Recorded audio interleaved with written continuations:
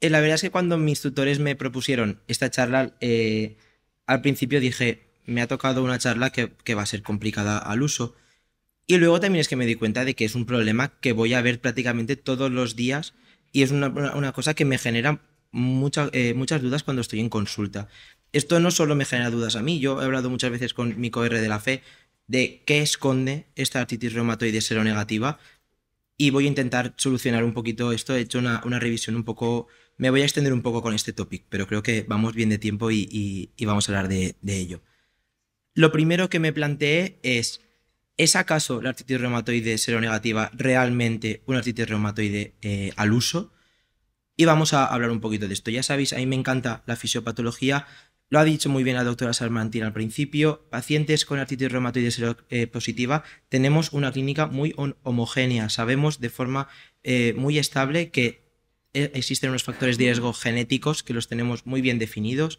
Tenemos unos factores de riesgo no genéticos modificables que están muy relacionados con el papel etiopatogénico de la artritis reumatoide, como sería, por ejemplo, el tabaco que nos produce esta citrulinación de proteínas en exceso, que forma estas proteínas que son antigénicas, se forman anticuerpos contra ella y por eso tenemos el factor reumatoide y los ACPAs en sangre. Este papel autoinmune de la artritis reumatoide está relacionado con estos anticuerpos. Podemos ver que pacientes seropositivos son mucho más agresivos, que nos van a afectar muchísimo más a las articulaciones, una mayor erosión, una mayor deformidad articular. En cambio, estos pacientes con artritis reumatoide seronegativa tenemos una clínica mucho más heterogénea, tenemos una genética mucho más heterogénea que no está tan relacionada con la artritis reumatoide seronegativa, tenemos una afectación de articulaciones que va a ser diferente y vamos a ver que hay un predominio en esta clínica o estas manifestaciones, estos factores de riesgo ambientales que van a tener un peso mucho más importante que en los pacientes con artritis reumatoide seropositiva.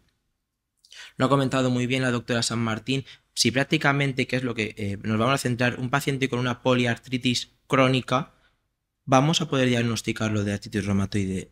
Podríamos tener pacientes con muchas articulaciones afectas, con unas reactantes de fase aguda elevadas y con una cronicidad superior a 6 semanas. Prácticamente podríamos incluirla cumpliríamos con esta puntuación mayor de 6 y lo podríamos diagnosticar a un paciente de artritis reumatoide sin la necesidad de que estuvieran el factor reumatoide o los ACPAs positivos. Os he querido traer este estudio, que es un estudio reciente de septiembre de 2024, en el cual es muy bonito porque cogen una serie de casi 500 pacientes con artritis reumatoide al principio diagnosticados de seronegativas y les hacen un seguimiento a 10 años. Casi el 90% de los pacientes cambia el diagnóstico cuando a los 10 años. Podríamos observar, las flechitas lo que indican son que el grueso de pacientes cumplirían criterios de la familia de las espondiloartritis axial, espondiloartritis periférica, artritis psoriásica, pero luego veríamos pacientes con la enfermedad del espectro de la polimialgia reumática hacia la artritis de células gigantes, pacientes con artritis microcristalinas, pacientes con otras enfermedades como por ejemplo vasculitis, como la PAN, que nos puede dar unas poliartralgias que pueden estar relacionadas. Solo un 10-12% de los pacientes permaneció con el diagnóstico de artritis indiferenciada, de artritis reumatoide seronegativa. De estos, y al final de todos, solo un 2,9%, solo 13 pacientes se podían considerar como pacientes seropositivos o con erosiones típicas de artritis reumatoide.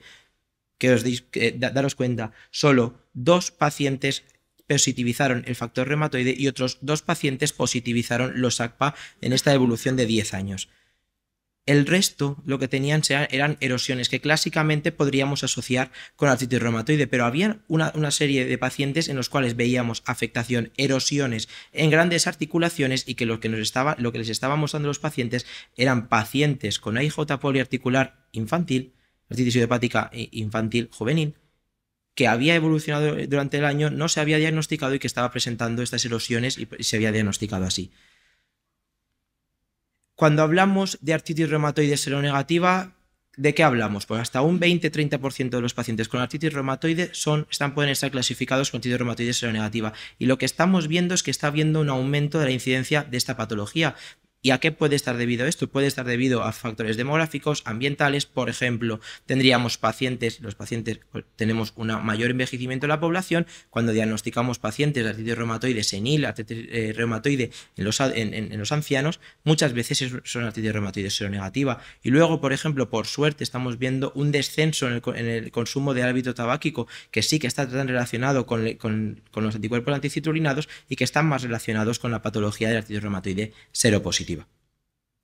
Yo os he querido traer este trabajo que estoy haciendo con los compañeros de la FE, es mi tesis doctoral dirigida por el doctor Román, en el cual yo me planteé este grupo de 30% de pacientes con artritis reumatoide seronegativa podía ser seropositiva para alguna otra autoanticuerpo, y aquí estudiamos lo que sería la carbamilación, que es otra forma de alteración epigenética como la citrulinación, parecida, pero aquí lo que sí que se ha visto es que no está tan relacionada con el tabaco. En este estudio lo que hemos hecho es, a pacientes con artritis reumatoide hemos evaluado pues, los anticuerpos anticarbamilados en pacientes y controles sanos. Y aquí lo que hemos visto es, en este grupo, los pacientes que eran seronegativos, podríamos reclasificarlos como artritis reumatoide seropositiva hasta un 13% de los pacientes. No solo esto, sino que hemos visto estos nuevos autoanticuerpos, nuevos o no tan nuevos, que ya que están relacionados no solo con el número de articulaciones dolorosas, están relacionados con una mayor actividad medida por DAS28 y así también con un mayor número de manifestaciones extraarticulares, incluidas los nódulos reumatoides y la enfermedad pulmonar intersticial. Pero la primera distinción que tenemos que hacer en pacientes con artritis reumatoide es la genética. Hemos visto, esto lo preguntó también ayer el doctor Leal, que tenemos muy claro que los pacientes con artritis reumatoide seronegativa está todo asociado al sistema HLA de RB104, que está principalmente asociado con esto. No solo esto, sino tenemos otras manifestaciones, otras alteraciones genéticas relacionadas con el sistema no HLA, principalmente la vía JAK-STAT, que sí que vamos a ver en pacientes con artritis reumatoide seropositiva y no tanto en pacientes con artritis reumatoide seronegativa. Estas alteraciones en el sistema HLA están muy relacionadas luego con la activación del sistema inmune adaptativo, esta producción de autoanticuerpos, esta estimulación de los linfocitos T, linfocitos B, que van a producir los anticuerpos relacionados con esto. Por otro lado, tendríamos pacientes con artritis reumatoide seronegativa, en el cual se han probado y no se han visto estas mismas relaciones genéticas con el sistema HLA, no está tan relacionado con la artritis reumatoide seronegativa, y es más, lo que vemos son estas pequeñas alteraciones genéticas principalmente en el sistema no HLA y principalmente en el sistema inmune innato.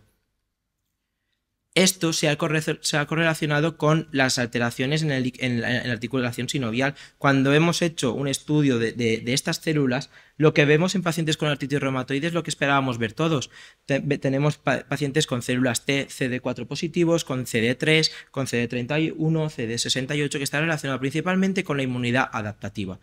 Por otro lado, tenemos los pacientes con artritis reumatoide seronegativa, que en este estudio lo que demuestran es que no se ven tanto estas células del sistema inmune adaptativo, sino que tenemos una mayor prevalencia de células que están relacionadas con el sistema inmune innato. Estos monocitos sinoviales, células presentadoras de antígeno, células dendríticas, macrófagos, células plasmáticas.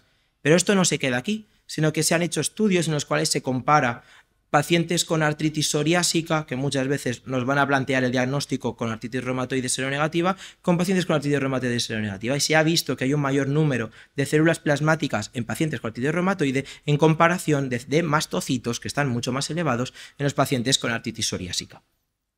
Otra puntualidad es que hay en los pacientes con artritis reumatoide seronegativa hay menos número de inhibidores del PD1. Y me diréis, Pablo, ¿esto por qué lo estás trayendo aquí a nuestra charla? Porque estamos viendo cada vez más en pacientes que tratamos con checkpoint inhibitors, con anti-PD1, que lo que nos dan es una poliartritis crónica parecida a la artritis reumatoide seronegativa. Entonces podemos ver que este mecanismo de señalización entre célula T y célula B puede estar tan relacionado con la afectación y con la clínica de la artritis seronegativa. No solo esto. He estado revisando, no sé si conocéis todos el dupilumab, que es un fármaco que se utiliza para los pacientes con enfermedades como el asma, que este fármaco lo que hace es inhibir la interleuquina 4 y la interleuquina 13. El asma o manifestaciones como esta patología están relacionadas por las células Th2. Lo que hace este fármaco es bloquear la seroconversión a células Th2 y lo que hace es una disregulación del ETH2 y activa el sistema de la TH1-TH17 con un mayor número de producción de interleuquina 17 e interleuquina 23, y estos pacientes que se les trata con este fármaco, al final de efecto secundario, hacen una seroconversión y hacen manifestaciones de artritis psoriásica, de espondiloartritis, de psoriasis, que puede estar muy relacionado con esto. Y por otro lado, se ha observado el papel de la interleuquina 1 en la fisiopatogenia de pacientes con artritis reumatoide seronegativa. Y esto es muy importante porque la interleuquina 1 no pasa por la vía de señalización JAK-STAT, y esto puede ser que tenemos muchos pacientes con artritis reumatoide seronegativa que no responden bien al tratamiento con inhibidores del JAK. No solo esto, ayer los compañeros de Alicante ya lo comentaron, utilizamos muchas veces los antagonistas de la interleuquina 1 para el tratamiento de la gota, y es que hay muchos pacientes con artritis reumatoide seronegativa que en el estudio pueden demostrar que hay presencia de cristales de ácido úrico o cristales de pirofosfato. Todo esto lo podemos asociar a la clínica, y cuando nosotros exploramos a los pacientes podemos observar que los pacientes con artritis reumatoide seronegativa tienen un mayor índice de Sharp-Van der Haay, es decir, que más erosiones, mayor actividad. No solo eso, que tenemos también que afecta a las articulaciones, es decir, tenemos patrones diferentes de afectación articular, pacientes con artritis reumatoide, más afectación de las metacarpofalángicas, un mayor número, o es más frecuente, la sinovitis, y en cambio en pacientes con artritis reumatoide seronegativa veríamos más una tenosinovitis o una afectación más extrasinovial, como podría ser una tendinitis de los extensores o de los flexores de los dedos de las manos. Esto muchas veces también nos hace dudar cuando ya tenemos el diagnóstico diferencial entre artritis reumatoide seronegativa o artritis psoriásica. Nos puede venir muy bien. Ya veis por dónde estoy yendo todo, de que todo está un poquito entremezclado con las espondiloartritis. Lo mismo pasa con la respuesta al tratamiento. Ambas se pueden tratar con metotrexato. Ambas tienen una buena respuesta al metotrexato inicialmente, pero es verdad que esta respuesta suele ser más mantenida en el tiempo y mejor en pacientes con artritis reumatoide seropositiva. En los fármacos anti-TNF lo mismo, están bien indicados en ambas enfermedades y la respuesta es buena, pero cuando tenemos un fallo al anti-TNF ya no es lo mismo entre las dos patologías. Podríamos ver que pacientes con artritis reumatoide seropositiva, a los cuales tratamos con metotrexato para que no nos formen estos anticuerpos anti-TNF, es mucho más efectivo en pacientes con artritis reumatoide seropositiva, y que normalmente el fallo a un segundo anti-TNF puede estar mediado por estos anticuerpos. En cambio, la artritis reumatoide seronegativa no está tan mediada por el sistema inmune adaptativo, sino más sistema inmune innato. Entonces sí que nos podría valer la pena cambiar anti-TNF.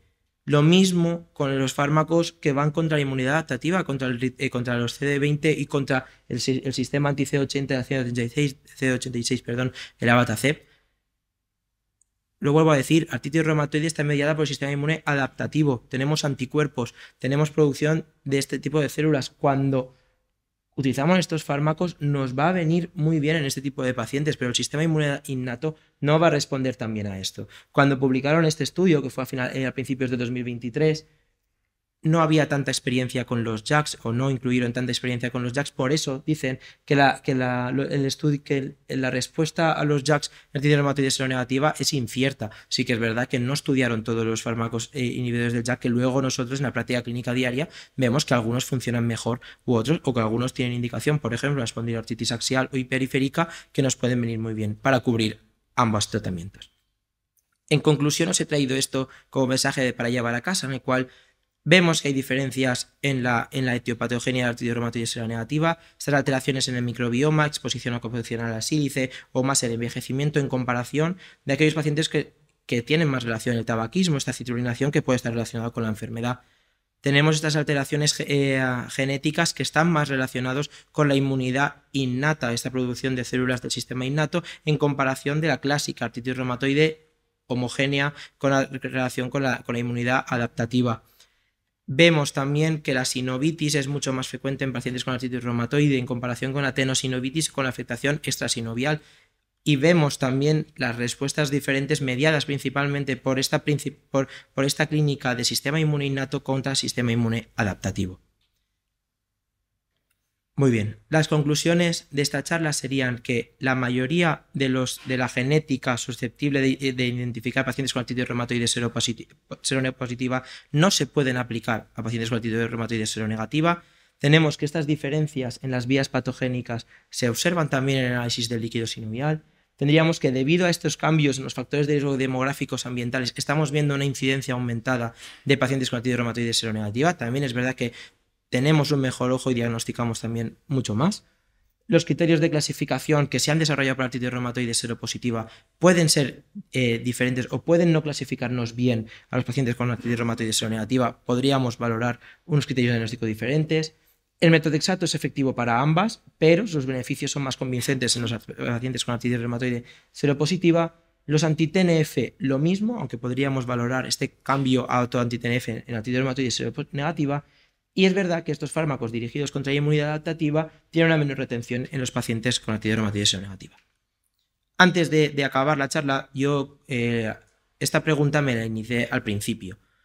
Y es algo que luego en el día a día tenemos que vigilar, que es, tenemos pacientes con poliartritis crónica seronegativa que a lo mejor no nos llega a cumplir ningún criterio, pero no por esto no tenemos que tratarlos. Tenemos un paciente que tenemos un diagnóstico preciso en la práctica clínica diaria, es crucial, pero aunque existen estos criterios que no son adecuados, si hacemos un retraso en el tratamiento, en lo que sería esta pequeña llamada ventana de oportunidad terapéutica, que es esencial para alcanzar la remisión temprana de la enfermedad y evitar el sobretratamiento, nos podríamos liar un poco. Entonces, mi pregunta y mi comentario, para luego si quieres comentarlo, doctor Rosas o cualquiera del público, es tal vez este término que hablamos de artritis reumatoide seronegativa no es adecuado actualmente y tendríamos que valorar un término que incluya todo esto de patologías que pueden debutar como una artritis y que hay que tratar antes de clasificar. Muy bien, pues muchas gracias.